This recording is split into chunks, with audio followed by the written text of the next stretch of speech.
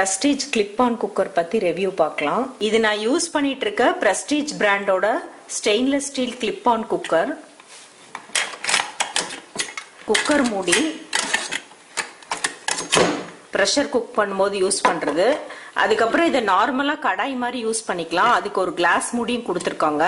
இல்ல நம்ம குக்கர்ல வந்து பிரியாணிலாம் வச்சுட்டு அதுக்கப்புறம் இதை ரிமூவ் பண்ணிட்டு நம்ம சர்விங்க்கும் இந்த கிளாஸ் மூடி போட்டு இதை அப்படியே சர்விங்க்கும் எடுத்துக்கலாம்.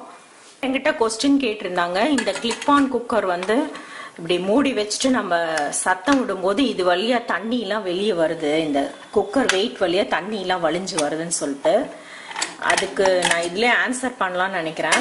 மடங்கிறதுக்கு ரொம்ப லேட் ஆயிடுச்சு. நார்மல் குக்கரோட எக்ஸ்ட்ரா ஒரு 10 மினிட்ஸ் 15 மினிட்ஸ் எக்ஸ்ட்ரா ஆகுது.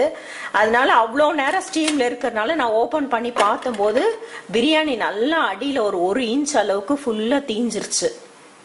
அப்ப நான் ரொம்பவே அப்செட் ஆயிட்டேன், என்ன புதுசா வாங்கிட்டு வந்த குக்கர்ல வந்து இப்படி ஆகுதுன்னு சொல்லிட்டு. அப்புறமா பார்த்தம்போது தான் தெரிஞ்சது, இந்த நம்மளுக்கு வந்து கேஸும் சேவ் ஆகுது, நம்ம விசில் வர வரைக்கும் வெயிட் பண்ண தேவையில்லை.